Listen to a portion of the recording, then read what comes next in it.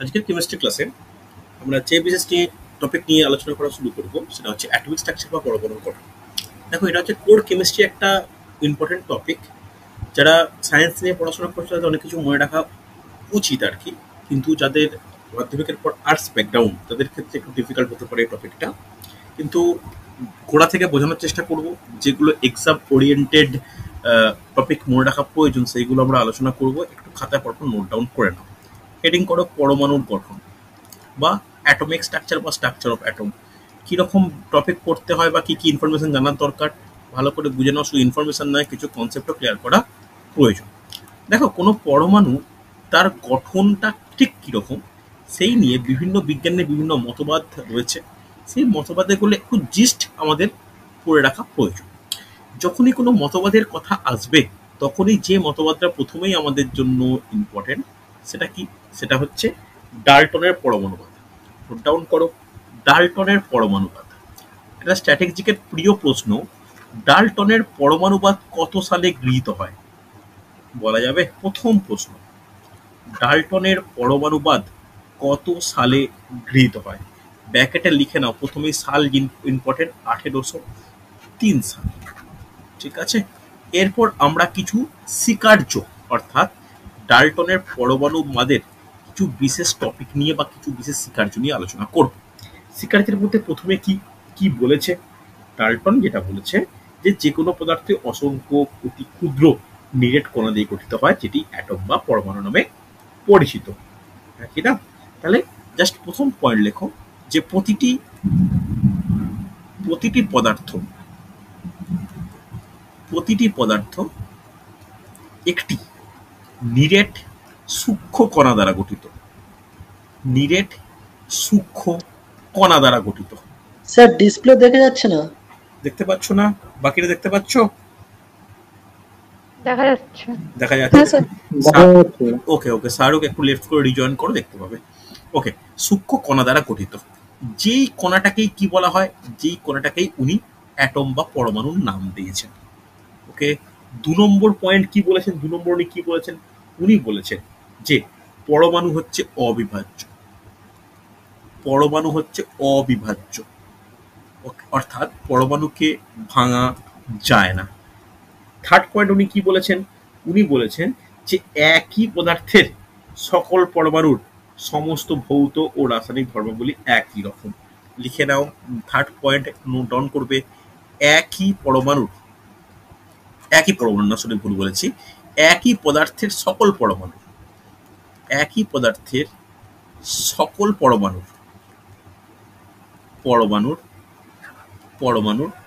ভর, ধর্ম ও আকার একই। ভর, ধর্ম ও আকার একই। ওকে, চল ফোর্থ উনি কি বলেছে? বলেছে কোন রাসায়নিক বিক্রিয়ায় 2 বা ততোধিক মৌলের পরমাণুগুলি পূর্ণ সংখ্যা সরলপাতে পরস্পরের সঙ্গে যুক্ত হয়। লিখে নাও, পূর্ণ সংখ্যার সরল অনুপাতে পরস্পরের সঙ্গে যুক্ত হয়। পূর্ণ সংখ্যার সরল অনুপাতে পরস্পরের সঙ্গে যুক্ত হয়। কিসের সময়? রাসায়নিক বিক্রিয়ার সময় পরস্পরের সঙ্গে যুক্ত হয়।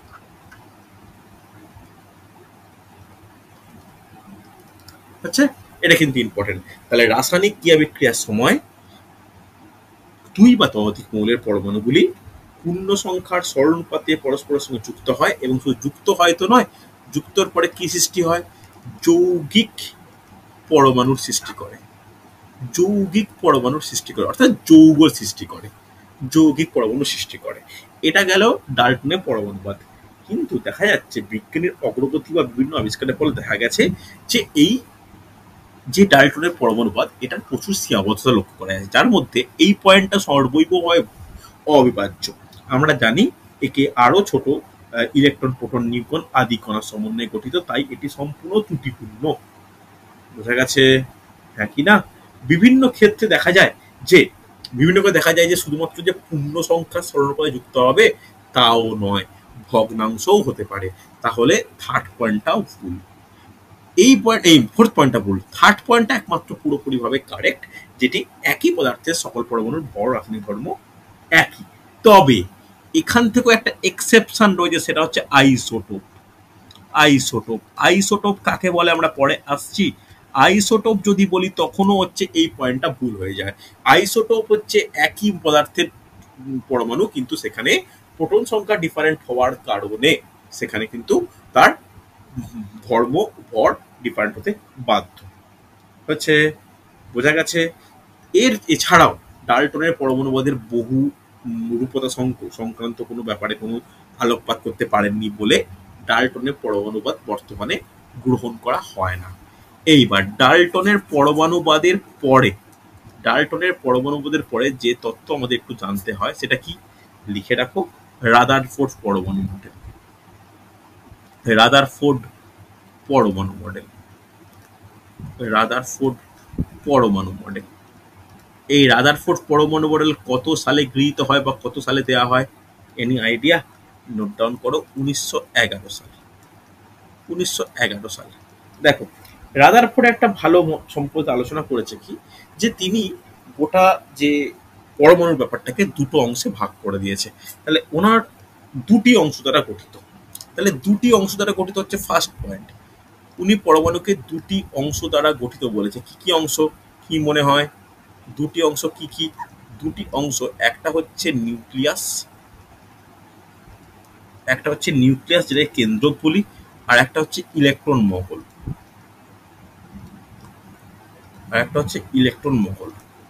মনে থাকবে, একটা হচ্ছে নিউক্লিয়াস আর একটা হচ্ছে ইলেকট্রন মহল।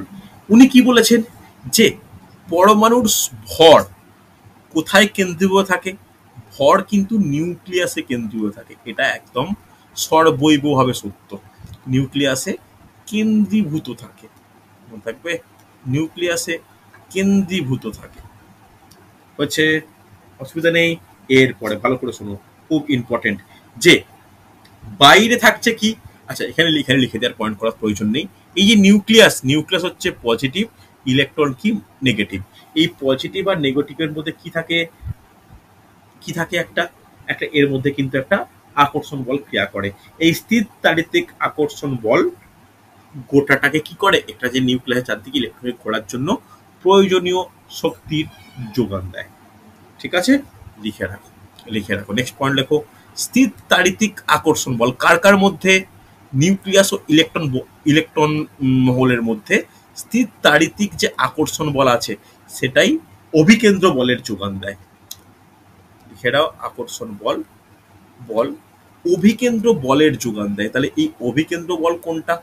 এই অভিকেন্দ্র বল হচ্ছে যেটা নিউক্লিয়াসের চারদিকে ঘোরার জন্য যে প্রয়োজনীয় শক্তির যেটা যোগান, সেটাকে অভিকেন্দ্র বল আমরা বলতে পারি, যোগান দেয়।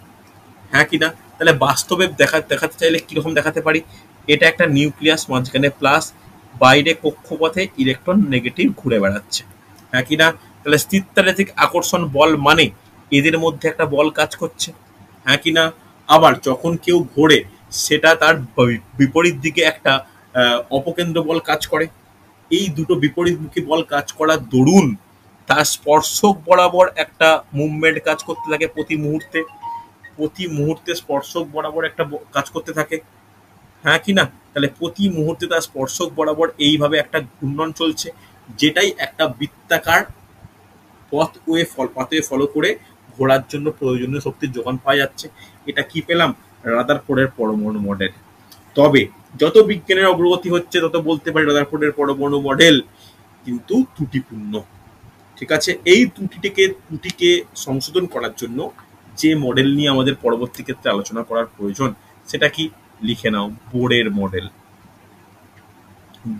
মডেল বা বোরের তত্ত্ব। বোরের তত্ত্ব কত সাল? 1913 সাল। এটা কি মোটামুটি আমরা আদর্শ পরমাণুবাদ বলে বা আদর্শ পরমাণু মডেল বলে গ্রহণ করি। এটা রাদারফোর্ডের পরমাণু মডেলকে ত্রুটিগুলোকে জাস্ট পরিশোধন করেছে বিজ্ঞানী নিলস বোর করে কিছু তত্ত্ব নিয়ে আলোচনা করেছেন, যে তত্ত্বগুলো কিন্তু ইম্পর্টেন্ট। প্রথম তত্ত্ব উনি কি বলেছেন? উনি বলেছেন ইলেকট্রনগুলি কিছু নির্দিষ্ট ব্যাসার্ধের বৃত্তাকার পথ আবর্তন করে, যাদের স্থায়ী কক্ষপথ বলে। ঠিক আছে, তাহলে প্রথম ওনার কনসেপ্ট কি? স্থায়ী কক্ষপথের কনসেপ্ট। ওকে, কনসেপ্ট কি? স্থায়ী কক্ষপথের কনসেপ্ট। তাহলে স্থায়ী কক্ষপথ কাকে বলে? ইলেকট্রনগুলি নির্দিষ্ট ব্যাসার্ধে কিছু বৃত্তাকার পথে আবর্তন করে, যেগুলো স্থায়ী কক্ষপথ বলে। এর সঙ্গে পয়েন্ট করে লিখে নাও, প্রতিটি কক্ষপথের শক্তি বিভিন্ন। প্রতিটি কক্ষপথের শক্তি বিভিন্ন, এটাই কিন্তু একটা গুরুত্বপূর্ণ পয়েন্ট। শক্তি বিভিন্ন। আমি কোনো ব্যাচে বা কোনো যখনই আগে করিয়েছি আমি এইভাবে ডিটেলসে লেখাইনি, এখন লেখাচ্ছি। কারণ গত বছর এনটিপিসি পরীক্ষা এরকম টাইপের কোশ্চেন আসতে লক্ষ্য করা গেছে যে নিচের কোনটি বোর্ডের তত্ত্বের গুরুত্বপূর্ণ স্বীকার্য। তুমি না জানলে কিন্তু তুমি বুঝতে পারবে না কোনটার কথা বলা হচ্ছে। চল ভালো করে শোনো। এরপরে ভালো করে একটা জিনিস বুঝবে। দেখো ছবি আঁকি। প্লাস মানে ভাববে নিউক্লিয়াস, এর বাইরে এটা হচ্ছে কক্ষপথ, এটা লাল কালি থাকছে কক্ষপথ। তিনটে কক্ষপথ আঁকলাম। কক্ষপথটাকে কি বলা হয়? এটাকেই বলা হয় শক্তি স্তরও বলা হয়। কেন? শক্তি বিভিন্ন বলে। ধরো একটা ইলেকট্রন আছে এইখানে, সে ইলেকট্রনটা একটা কক্ষপথ ছেড়ে এই দিকেও যাওয়ার চেষ্টা করতে পারে বা ভিতর দিকেও আসার চেষ্টা করতে পারে। দেবাশিস একমাত্র বলবে, দেবাশিসের বলা উচিত কিভাবে হয়, কিভাবে জানো? শক্তির শোষণ করে। দেখো মানে ভিন্ন কক্ষপথের শক্তিটা আলাদা, তাই জন্য যেহেতু দুটো কক্ষের শক্তি আলাদা, তাই দুটো পদ্ধতি চলে। কি পদ্ধতি? একটা হচ্ছে শক্তি গ্রহণ, আর একটা বর্জন। বিকিরণ ঠিকই বলেছো, বিকিরণ পদ্ধতি তো বর্জন করে। আর একটা শক্তি বর্জন। এই শক্তি গ্রহণ যদি করে তখন কি হয়? একটা শক্তি স্তর থেকে আর একটা শক্তি স্তরে ইলেকট্রন ট্রান্সফার হয়, আর বর্জন করলেও তাই। ঠিক আছে? শক্তি গ্রহণ করলে কি হয়? নিম্ন শক্তি স্তর থেকে উচ্চ শক্তি স্তরে ইলেকট্রন ট্রান্সফার হয়, আর বর্জন করলে কি হয়? উচ্চ শক্তি স্তর থেকে নিম্ন শক্তি স্তরে ইলেকট্রন ট্রান্সফার হয়। ঠিক আছে? ইলেকট্রনকে ই মাইনাস বলা হয়। আমি লিখলাম ইলেকট্রন স্থানান্তর। এইভাবেই লিখে রাখো, আমাদের বেশি ডিটেলসে ডেসক্রিপটিভ ওয়েতে লেখার প্রয়োজন নেই। ওকে, আমি পড়বো, আমি আলোচনা করব ইলেকট্রনের সাইন টাইন নিয়ে। তো ইলেকট্রন স্থানান্তর, ইলেকট্রনকে ই মাইনাস বলা হয়। উচ্চ শক্তি স্তর থেকে নিম্ন শক্তি স্তরে শক্তি গ্রহণ করলে তবেই আমরা উন্নীত হয়, আর শক্তি বর্জন করলে উচ্চ থেকে নিম্নতে নেমে আসে। হ্যাঁ কি না? বোঝা গেছে? এইবার আর একটা জিনিস কিন্তু খুব গুরুত্বপূর্ণ, ভালো করে বোঝো এটা। ধরো একটা শক্তি স্তরে ইলেকট্রনের কক্ষপথ শক্তির পরিমাণ E1, আর একটা ধরলাম E2। হ্যাঁ কি না? E1 E2-র মধ্যে ধরে নিচ্ছি E2টা বড়, E1 greater than E2 greater than E1। ভালো করে বুঝো, এটা একটা বুঝে নেওয়ার ব্যাপার। একটা ধরো E2-তে রয়েছে, E2 থেকে E1-এ আসতে চায়, তাহলে শক্তি বর্জন করা প্রয়োজন। হ্যাঁ কি না? প্রয়োজন তো বর্জন করা। তাহলে কতটা শক্তি বর্জন করব? তাহলে লিখে নাও, বর্জিত শক্তি কত হবে?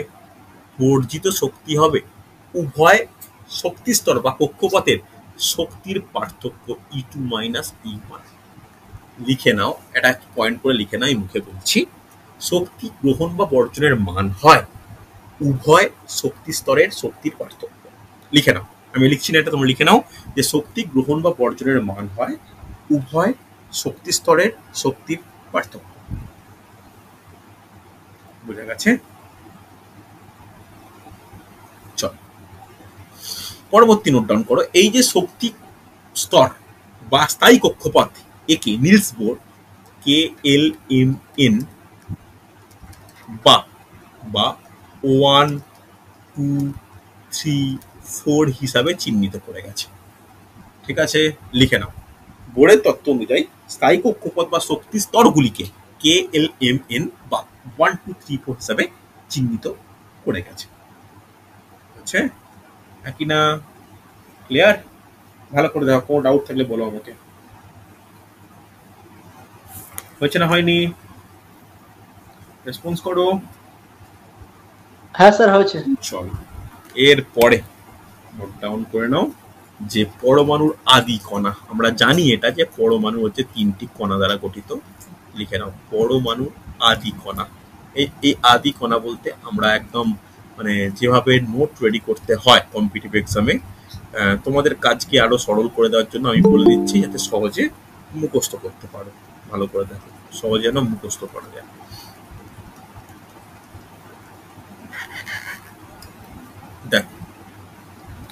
এদিকে লেখো কণা বলে হেডিং করো,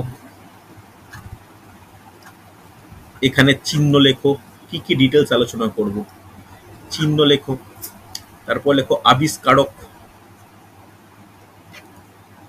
আবিষ্কারক একদম ডিটেলসে আবিষ্কারক, তারপর লেখো প্রকৃতি, প্রকৃতি, তারপর লেখো আধান, তারপর লেখো আধান, লাস্ট লেখো যেটা যে দুটো মুখস্থ করতে হয়, ভর, আধান আর ভর। ঠিক আছে, একটা কলাম টাইপের তোমরা বানিয়ে নাও, গুরুত্বপূর্ণ। প্রথমে আমরা আলোচনা করব কাকে দিয়ে, প্রোটনকে দিয়ে, প্রোটনকে দিয়ে। প্রোটনের চিহ্ন কি? প্রোটনের চিহ্ন নরমালি পি দ্বারা প্রকাশ করা হয়, বা এটাকে প্রকাশ করা হয় 1H1 এইভাবে। লেখক প্রত্যেকটা তাৎপর্যই বলছি। নেক্সট, আবিষ্কারককে, কে বলবে? আবিষ্কারককে লিখে নাও রাদারফোর্ড, রাদারফোর্ড কত সালে? 1911 সালে হচ্ছে। এর প্রকৃতি কেমন? প্রকৃতি বলতে কি ধরনের এটা? এরা ধনাত্মক, একদমই তাই, ধনাত্মক বা পজিটিভ। ওকে, নেক্সট যেটা গুরুত্বপূর্ণ সেটা হচ্ছে আধান। আধানের আমরা দুটো মান লিখবো, একটা সিজিএস মান, একটা এসআই মান। আধান কত হবে? আধান তো অবশ্যই প্লাসেই হবে, লিখে নাও plus 4.8 into 10 to the power -10 ESU। CGS এ লিখলাম, এটা লিখে নাও সিজিএস, এটা কোশ্চেনে দেয়। এসআই ভ্যালুটাও লিখে রাখা প্রয়োজন, plus 1.6 into 10 to the power -9 coulomb. ব্যাকেটে লিখে নাও এসআই পদ্ধতি, সরি এক্সট্রিম, সরি 19 -19 কুলম্ব হচ্ছে, লেখা হচ্ছে। ক্লিয়ার? প্রত্যেকে ভালো করে দেখো, কোনো ডাউট থাকলে বলবে। এরপর নেক্সট চলে এসো ভর। ভরের মানটাও ইম্পর্টেন্ট, ভরের মানটা আমাদের জানতে হয়। একখানা মান জেনে রাখলেই চলবে, কেজিতে বলবো কিন্তু, কেজি এককে কত? 1.6725 ইন্টু 10 টু দি পাওয়ার কত? -27। সুন্দর, নোট ডাউন করো।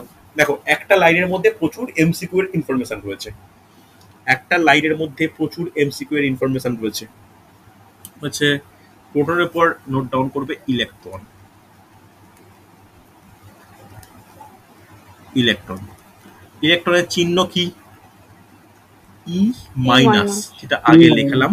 এছাড়া কি লেখা যায়? -1 E0, এরকমও লেখা যায়। এবার আবিষ্কর্তাকে, আবিষ্কর্তা লিখে নেব জে জে থমসন। সুন্দর, J J Thomson, note down করো। জে জে থমসন কত সালে? 1897 সাল। নেক্সট, এটা ঋণাত্মক। দেখো, এই চ্যাপ্টার শেষ করব, এমসিকিউ আলোচনা করব, আবার পরের সপ্তাহে নিউটনের গতিসূত্র আলোচনা করব, তারপর রোববার কিন্তু পরীক্ষা নেব। বুঝতে পারলে? রেডি থাকো। নেক্সট, নেক্সট, এরও দুটো মান বলা উচিত। দুটো মানের কি একটা জিনিস বলে রাখি, একদম সেম টু সেম হবে, শুধু সামনে মাইনাস বসিয়ে দাও।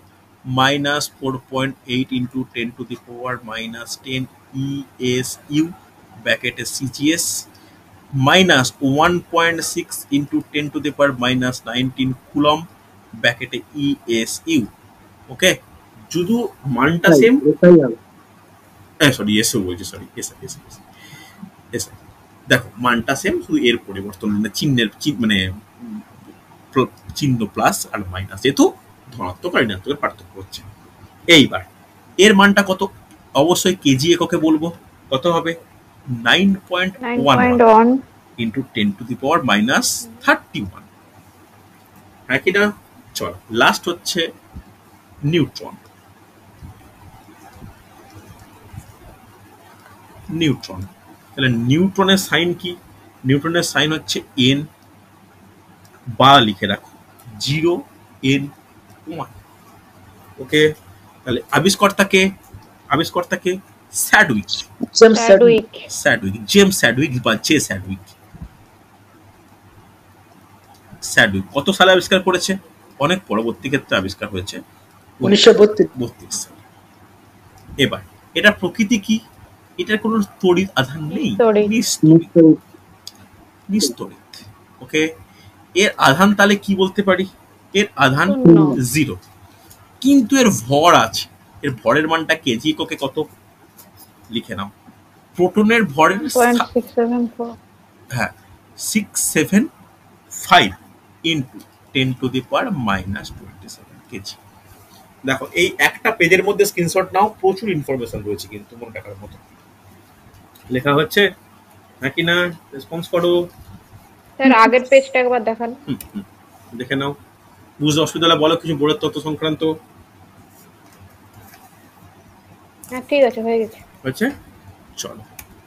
লেখা হয়েছে পরমাণু এর সম্পর্কে আমরা আদি যে কণা তিনটে, প্রোটন, ইলেকট্রন, নিউট্রন সংক্রান্তে কোনো ডাউট নেই আশা করি।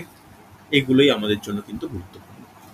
ঠিক আছে, নেক্সট আমরা যেটা আলোচনা করব, দেখো দেখো কিভাবে আমরা কোনো পরমাণুকে রিপ্রেজেন্ট করব। দেখ, রিপ্রেজেন্ট করার জন্য আমাদের যেটা জানার প্রয়োজন, ভালো করে শুনুন, জানার প্রয়োজন আমরা করি কিভাবে। ধরো এই একটা কোনো মৌল, এই দুদিকে দুটো চিহ্ন ইউজ করি, এটা ধরলাম এক্স, এটা ওয়াই। এক্স বলতে কি? এক্স মানে তার কি? এক্স মানে তার প্রোটন সংখ্যা প্রোটন সংখ্যা, বা ভালো ভাষায় কি বলতে পারি? পারমাণবিক সংখ্যা পারমাণবিক সংখ্যা বা সংখ্যা। পারমাণবিক ক্রমাঙ্ক। পারমাণবিক ক্রমাঙ্ক। ওকে, ওয়াইটা কি? ওয়াই হলো ভর হচ্ছে সংখ্যা। ভর সংখ্যা বা মাস নাম্বার। এইবার এই ভর সংখ্যাকে বলে, এই ভর সংখ্যা বলতে কি? নিউক্লিয়াসে উপস্থিত। হ্যাঁ বলো, কমপ্লিট করো। প্রোটন সংখ্যা ও নিউটন সংখ্যার মোট হ্যাঁ, ভরকে ভর সংখ্যা বলে। তাহলে লিখে নাও proton plus neutron. Proton plus neutron, তাহলে ভর সংখ্যা is equal to proton plus neutron. কোন মৌলের মধ্যে স্পেশাল পয়েন্ট যে প্রোটন সংখ্যা is always equal to electron electron সংখ্যা। মনে থাকবে, প্রোটন সংখ্যা is always equal to electron সংখ্যা, এটা যেন মনে থাকে। এই সংখ্যাটা যদি পার্থক্য হয় তখন কি উৎপন্ন হয়? আয়ন উৎপন্ন হবে। আয়ন উৎপন্ন হবে। জাস্ট একটা পয়েন্ট করে আয়ন বলে লেখো। আয়ন কিভাবে কখন সৃষ্টি হয় লিখে রাখো, when proton number is not equal to electron number. তাহলে এটা দুটি ক্ষেত্রে সৃষ্টি হতে পারে। যদি প্রোটন নাম্বারের থেকে ইলেকট্রন নাম্বার বড় হয় তখন হতে পারে, আবার প্রোটন নাম্বার যদি ইলেকট্রন নাম্বার থেকে বড় হয় তখন হতে পারে। দুটো বিশেষ ক্ষেত্রে হয়।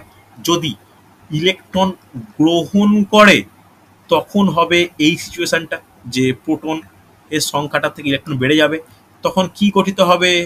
তখন গঠিত হবে ঋণাত্মক আয়ন। অ্যানায়ন। তখন গঠিত হবে অ্যানায়ন। আর ইলেকট্রন যদি ত্যাগ করে তখন কি গঠিত হবে? তখন গঠিত হবে ক্যাটায়ন। প্রোটনের থেকে ইলেকট্রন থেকে প্রোটন বেশি, তখন ধনাত্মক এককযুক্ত 1 বা 2 বা +3 এককযুক্ত কি সৃষ্টি হবে? ক্যাটায়ন সৃষ্টি হবে। হ্যাঁ কিনা? ক্লিয়ার? নেক্সট পয়েন্ট পরীক্ষার জন্য ইম্পর্টেন্ট, নিউক্লিয়ন। কাকে বলা হয় নিউক্লিয়ন? খুব তাড়াতাড়ি, এখন অনেকটা টপিক বাকি আছে। প্রোটন সংখ্যা নিউটন সংখ্যা একত্রে নিউক্লিয়ন বলা হয়। দেখো নিউক্লিয়ন বলতে কি বুঝি আমরা? নিউক্লিয়ন বলে কোশ্চেন দেয়, নিউক্লিয়ন কি, নিউক্লিয়াস কি, কোশ্চেন আসে। নিউক্লিয়ন বলতে পরমাণুর কেন্দ্রে থাকা নিউক্লিয়াসে উপস্থিত যে কণাগুলিকে একত্রে নিউক্লিয়ন বলে। জাস্ট পয়েন্টটা লিখে রাখো যে পরমাণুর কেন্দ্রে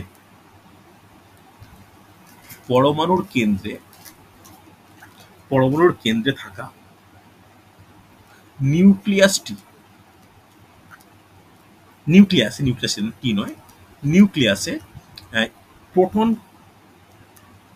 প্রোটন ও নিউট্রন সংখ্যার বা নিউট্রন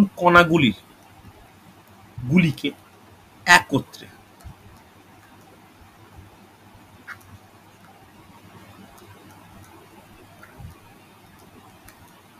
নিউক্লিয়াস বলে। হচ্ছে, চল নেক্সট, নিউক্লিয় বল কাকে বলে? দেখি কে বলতে পারে। নিউক্লিয় বল, নিউক্লিয়াসের প্রোটন আর নিউট্রন কে একত্রে দুর্বদ্ধ অবস্থায় রাখতে যে বলের প্রয়োজন হয়। একদমই তাই, একদমই তাই। যে ভালো করে শুনে রাখা প্রয়োজন, নিউক্লিয়ন গুলির মধ্যে, অর্থাৎ নিউক্লিয়ন বলতে নিউট্রন আর প্রোটন, তাহলে আমি এখানে নিউক্লিয়ন কথাটা ইউজ করতে পারি। নিউক্লিয়নের মধ্যে যে তীব্র আকর্ষণ বল থাকে তাকে হচ্ছে নিউক্লিয় বল বলে। লিখে নাও, নিউক্লিয়নের মধ্যে নিউক্লিয়নের মধ্যে মধ্যে যে তীব্র আকর্ষণ বল বর্তমান, তীব্র আকর্ষণ বল বর্তমান, যার কাজ কি, যেটা নিউক্লিয়াসকে সুস্থিতি প্রদান করে, অর্থাৎ এই ভালোভাবে প্রোটন ও নিউট্রনকে রাখতে সাহায্য করছে, তাকে কি বলা হয়, তাকে নিউক্লিয় বল বলা হয়। হ্যাঁ কি না? চল নেক্সট আমরা একটা টপিক নিয়ে আলোচনা করব, খুব ভালো টপিক, খুব জানার জিনিস এটা, সেটা লিখে নাও, কোয়ান্টাম সংখ্যা। কোয়ান্টাম সংখ্যা বলো দেবাশিস, কাকে বলে কোয়ান্টাম নাম্বার? তোমার সাবজেক্টের অংশ, তাই তোমাকে একমত জিজ্ঞেস করছি, বাকিদের জানা উচিত নয়। বলো কোয়ান্টাম সংখ্যা কাকে বলে? সেই কক্ষপথের নাম্বারগুলোকে কোয়ান্টাম নাম্বার বলে কিসের কিসের নাম্বারগুলোকে? কক্ষপথের নাম্বার, বোরের পরমাণু মডেলে।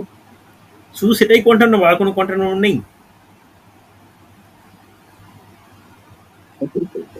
আর কোনো কোয়ান্টাম নাম্বার নেই? দেখো ভালো করে শুনে রাখো, একটা ইলেকট্রনের অবস্থান ও প্রকৃতি জানার জন্য ভালো করে লিখে রাখো, একটি ইলেকট্রনের, কোনো মৌলের পরমাণুর একটি ইলেকট্রনের প্রকৃত অবস্থান ও ধর্ম জানার জন্য, লিখে রাখো, ওই ইলেকট্রনের অবস্থান ও প্রকৃতি জানার জন্য, ধর্ম লিখতে হবে না, অবস্থান ও প্রকৃতি জানার জন্য, প্রকৃতি জানার জন্য চারটি কোয়ান্টাম সংখ্যার ধারণা এসছে।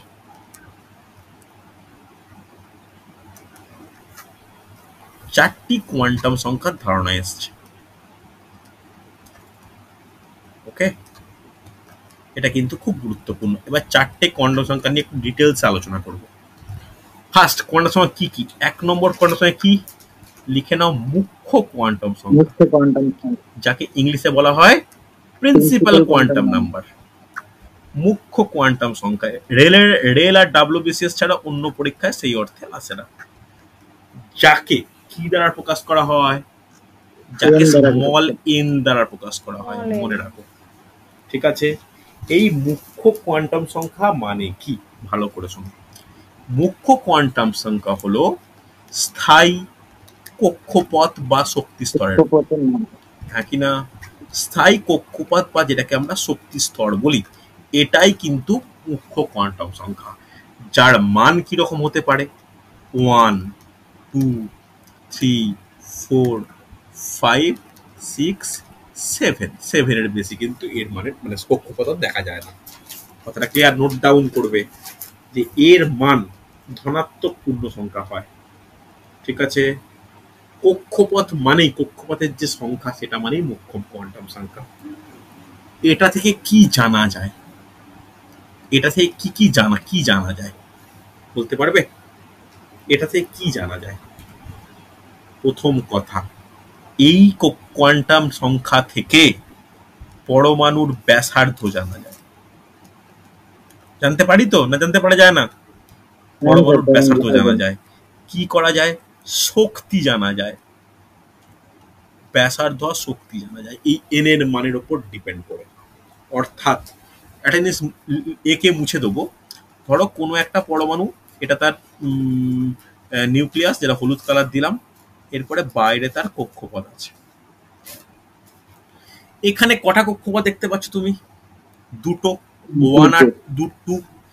যদি 1 আর 2খানা কক্ষপথ থাকে, তার যা ব্যাসার্ধ হবে, যদি 3টে থাকে তার থেকে বেশি হবে না কম হবে? বেশি হবে। তাহলে যত বেশি মুখ্য কোয়ান্টাম সংখ্যা বাড়বে, তার এন এর মান বৃদ্ধি পাবে। এন এর মান বৃদ্ধি পেলে তার শক্তি বলো বা তার ব্যাসার্ধ বলো, সবই বৃদ্ধি পাবে। তাহলে এই দুটো জিনিস আমরা জানতে পারি। নেক্সট 2 নম্বর চলে এসো, খুব গুরুত্বপূর্ণ। 2 নম্বর নোট ডাউন করবে যে গৌণ কোয়ান্টাম সংখ্যা, যাকে ইংলিশে কি বলা হয়? Azimuthal quantum number. Azimuthal quantum number. Note down করে নাও, গৌণ কোয়ান্টাম সংখ্যা, যাকে ইংলিশে বলা হয় অ্যাজিমিথাল কোয়ান্টাম নাম্বার, যাকে ইংলিশে এল দ্বারা প্রকাশ করা হয়। ঠিক আছে, এল দ্বারা প্রকাশ করা হয়। এইবার ভালো করে জানার প্রয়োজন, এর সঙ্গে এল এর সম্পর্ক কি? লিখে নাও, L is equal to N minus one. ঠিক আছে, হবে L is equal to N minus one. তাহলে এখান থেকে আমরা কি কি জিনিস জানতে পারি, খুব গুরুত্বপূর্ণ, ভালো করে শোনো। উপকক্ষের ধারণা পাওয়া যায়, উপকক্ষের ধারণা পাওয়া যায়। কোশ্চেন আসে কি পাওয়া যায়, কনসেপ্ট অফ সাবসেল, উপকক্ষের ধারণা পাওয়া যায়। একটু আলোচনা করি, ভালো করে দেখো, একটু সময় নেব আলোচনা করতে, কিন্তু ভালো করে বুঝতে হবে। ধরো এন এর মান হচ্ছে ওয়ান, তাহলে এল এর মান কত হবে? 0 স্যার। 0 হবে। যদি এন এর মান 2 হয়, এল এর মান কত হবে? 1 1 হবে, কিন্তু না, 0 1 হবে। ঠিক আছে, 0 1 স্যার। খেয়াল রেখো, 0 1 হবে। এন এর মান যদি 3 হয়, তাহলে এল এর মান কি হবে? 0 1 2 হবে। 1 আর 2। এর এর মান যদি 4 হয়, তাহলে এল এর মান কি হবে? 0 1 2 3 হবে। অর্থাৎ একটা কম হবে, কিন্তু 0 থেকে শুরু হবে। কথা বোঝা তাহলে গেছে? n এর সংখ্যা সমানই হবে, কিন্তু ওই মানটা একটা কমে মানটা, যাবে। হ্যাঁ, আমি তো এখানে মানের কথাই বলছি, কিন্তু সংখ্যাটা হচ্ছে এন এর মানের সঙ্গে সমান হবে। হচ্ছে। এবার উপকক্ষ ব্যাপারটা কি, ভালো করে শোনো। উপকক্ষ কার উপর ডিপেন্ড করে? উপকক্ষের সংখ্যাটা ডিপেন্ড করছে, বা উপকক্ষটা ডিপেন্ড করছে এল এর মানের উপর। কার উপর? এল এর মানের উপর। তাহলে একটা কলাম বানাও, এল এর মান আর উপকক্ষ।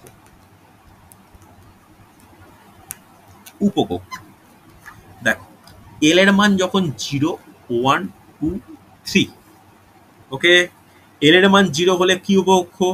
এস। এস 1 হলে পি, পি 2 হলে ডি, ডি 3 হলে এফ। এফ লিখে রাখো, খুব গুরুত্বপূর্ণ। তাহলে আমরা 4টি উপকক্ষ পাচ্ছি। এস উপকক্ষ, পি উপকক্ষ, ডি উপকক্ষ, এফ উপকক্ষ। মনে থাকবে? হ্যাঁ কিনা? পরে এটাকে ক্যারি করবো।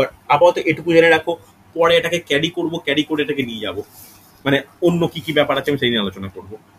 হচ্ছে, ঠিক করে দেখে নাও, কোনো অসুবিধা হলে বলবে আমাকে, শেখার চেষ্টা করো, নোট ডাউন করবে। হয়েছে না হয়নি? রেসপন্স করবে।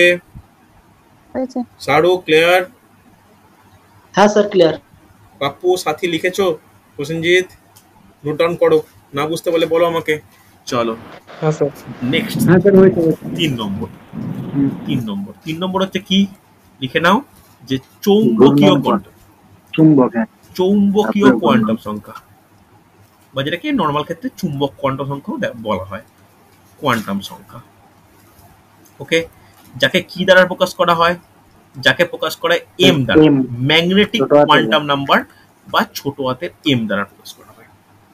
ঠিক আছে, ছোট হাতের এম দ্বারা প্রকাশ করা হয়। একটু ম্যাগনেটের প্রপার্টিটা বুঝি। ধরো এটা একটা দণ্ড চুম্বক, এটা একটা দণ্ড চুম্বক, ভালো করে বোঝো।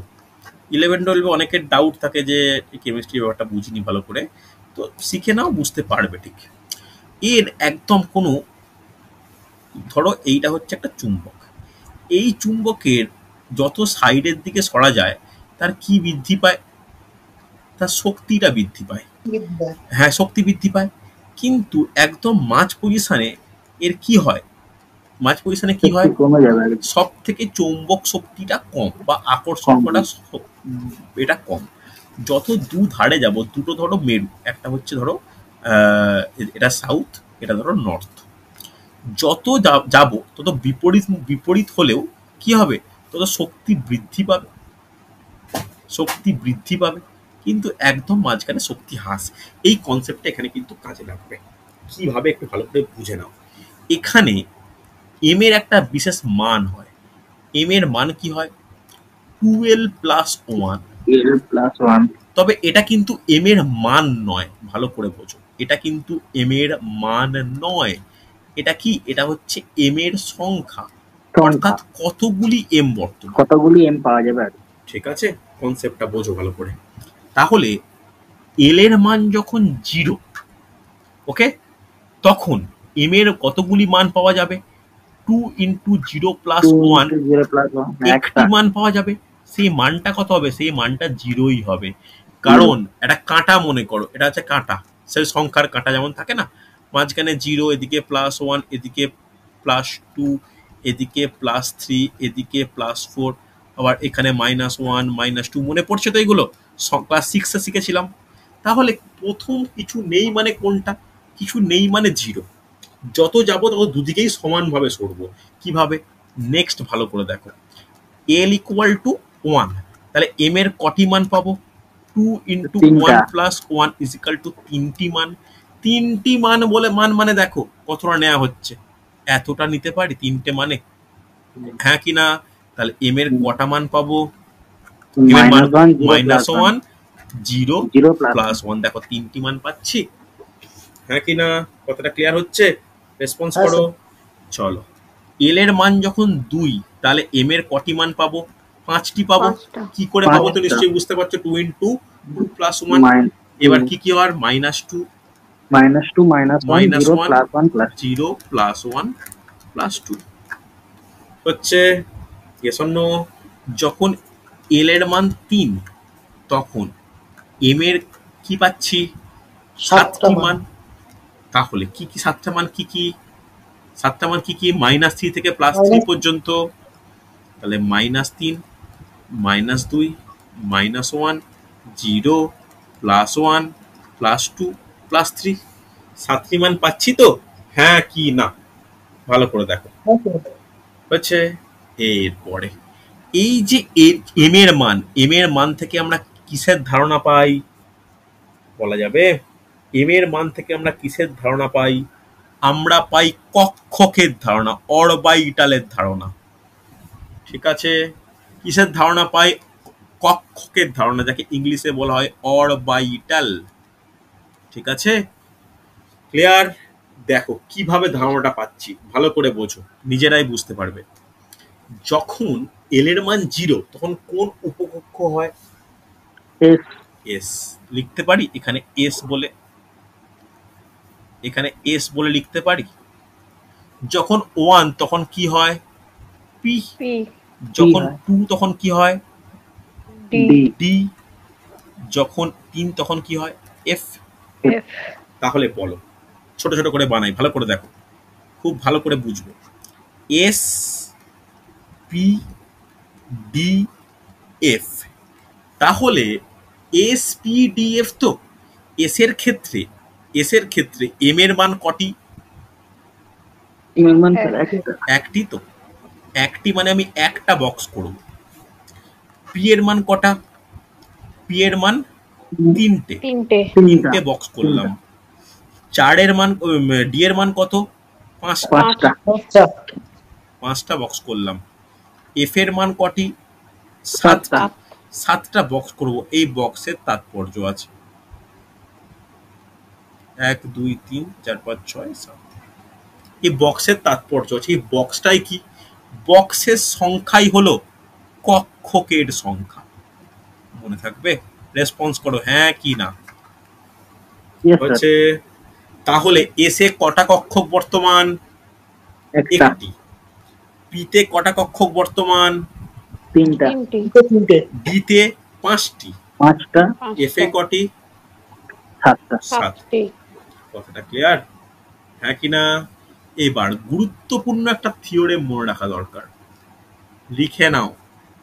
প্রতিটি কক্ষকে সর্বাধিক 2টি ইলেকট্রন থাকতে পারে। 2টি ইলেকট্রন থাকবে।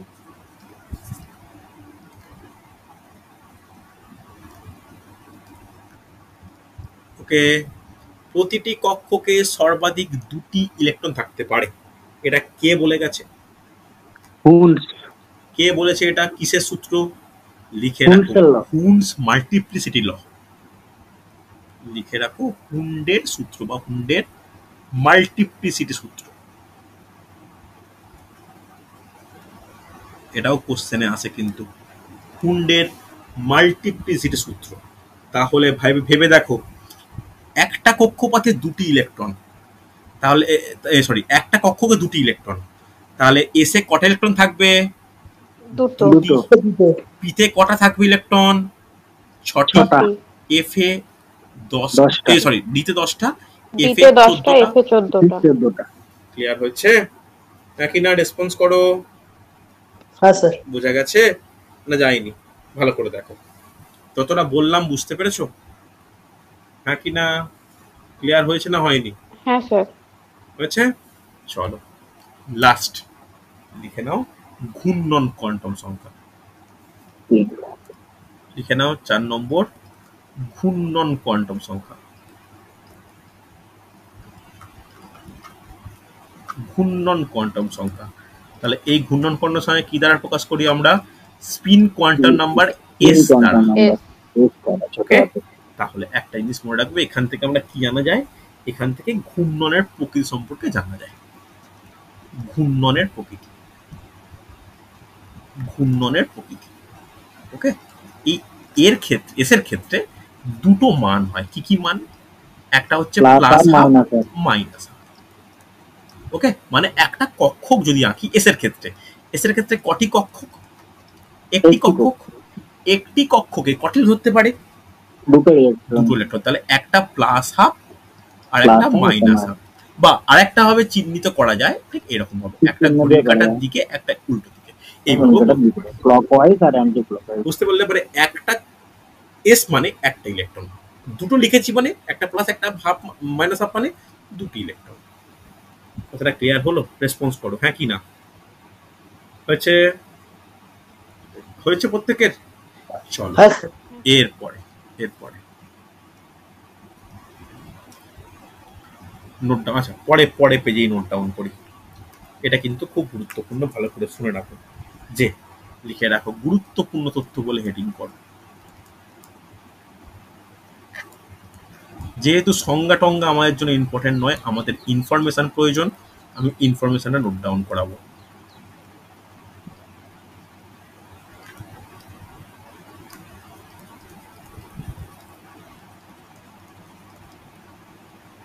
দেখো কিভাবে করবে, দেখো ভালো করে শুনবে, খুব ইম্পর্টেন্ট।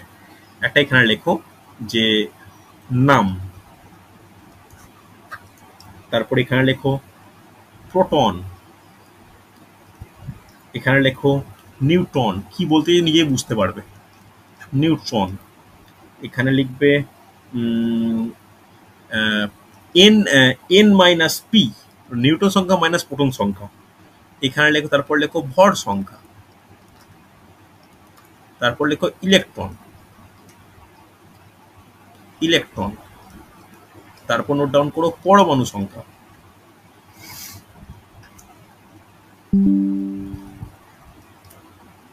পরমাণু সংখ্যা, আর লাস্ট নোট ডাউন করবে এক্সাম্পল। ঠিক আছে, প্রত্যেকে নোট ডাউন করো। ইম্পর্টেন্ট কিন্তু এই টপিকটা, খুব ইম্পর্টেন্ট টপিক।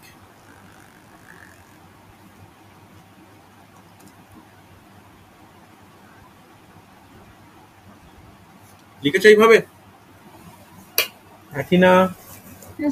চলো ভালো করে লেখো। এইটাই কিন্তু একদম ফাইনাল নোট করাবো কয়েকটা কয়েকটা সম্পর্কে। ভালো করে নোট ডাউন করো। এইটা নিয়ে কিন্তু অনেকের একটা ডাউট থেকে যায়, ভুল হয় পরীক্ষায়। প্রথম নোট ডাউন করবে যে আইসোটোপ। আইসোটোপ কোনো সংজ্ঞার আকারে মনে রাখার দরকার নেই। আইসোটোপের ক্ষেত্রে কি কি হয়? আইসোটোপের ক্ষেত্রে কি সমান হয়? আইসোটোপের ক্ষেত্রে প্রোটন সংখ্যা সমান। লিখে রাখো, প্রোটন সমান। নিউটন সংখ্যা কি হয়? ভিন্ন হয়। এটা নিয়ে কোনো ইনফরমেশন আমরা বলতে পারি না। ভর সংখ্যা কি হবে? অফকোর্স ভিন্ন হবে। ইলেকট্রন সংখ্যা কি হবে? সমান হবে, সমান হবে। পরমাণু সংখ্যা নিয়ে কোনো এক্সাম্পল মানে কোনো কিছু বলতে পারি না। এর এক্সাম্পল প্রচুর আছে। এক্সাম্পলের মধ্যে লিখে রাখতে পারি OH1, OH2, OH3, বা কার্বনের, অক্সিজেন, অনেক কিছু লিখতে পারি। নাকি না? ক্লিয়ার না ক্লিয়ার নয়? ভালো করে দেখো, হয়েছে না হয়নি? চলো ভালো করে এইভাবে কিন্তু খেয়াল রাখার চেষ্টা করো, কোনটা সমান কোনটা সমান নয়। কেন বলছি? কোশ্চেনে কিন্তু এরকম প্যাটার্নটা চেঞ্জ করে দিয়েছে। হয়েছে? কারণ বলে দেবে নিচের আইসোটোপ সম্পর্কে কোন তথ্যটি সঠিক নয়, এরকম কিন্তু কোশ্চেন বলে দেয়। নেক্সট নোট ডাউন করো আইসোবার। আইসোবার,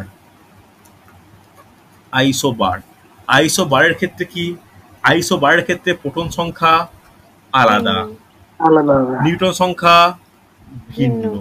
ভিন্ন, এটা থেকে কোনো কিছু বলতে পারি না, কিন্তু ভর সংখ্যা কি হয়ে যায়? একই সমান হবে। হয়। আর ইলেকট্রন সংখ্যা কি হয়? ভিন্ন। প্রোটন ভিন্ন। সংখ্যা নিয়ে কোনো সম্পর্কই নেই। বাস্তবিক এক্সাম্পল কি বলতে পারি? বাস্তবিক এক্সাম্পল বলা যায় কার্বন, ক্রিপ্টন, ক্যালসিয়াম আর পটাশিয়াম। ক্যালসিয়ামে 20, 40, 40, 19, পটাশিয়াম 40, 19, 40। নাকি না 20, 40, 19, 40, বোঝা গেছে নাকি না? চলো নেক্সট হচ্ছে, নোট ডাউন করো, আইসোটোন। আইসোটোন, আইসোটোনের ক্ষেত্রে কি হয়? আইসোটোনের ক্ষেত্রে প্রোটন সংখ্যা ভিন্ন, ভিন্ন হবে, নিউট্রন সংখ্যা ভিন্ন, একই। সমান। একই কথাটা ঠিক শোনাচ্ছে না, সমান যখন সব ক্ষেত্রে লিখিয়েছি সমান কথাই লিখি, সমান। নিউটন মাইনাস প্রোটন কোনো তথ্য বলা পসিবল নয়। ভর সংখ্যা ভিন্ন, ভিন্ন ইলেকট্রন হবে, সংখ্যা ভিন্ন, ভিন্ন হবে। পরমাণু সংখ্যা নিয়ে কোনো স্টেটমেন্ট আমি দিচ্ছি না এক্ষেত্রে। এক্সাম্পল কি হবে? কার্বন, অক্সিজেন, হ্যাঁ কি না? 6, হুম, 12, 14, আর হচ্ছে 8, 14। 16। ষোলো, মাইনাস করে দেখো না, আমি হচ্ছে নিউটন দিয়ে বলছি তো, খেয়াল করো হ্যাঁ, দুজনেরই 8, 8, আইসোটোপ বলি। হ্যাঁ কি না? চলো নেক্সট হচ্ছে আইসো ডায়াফার।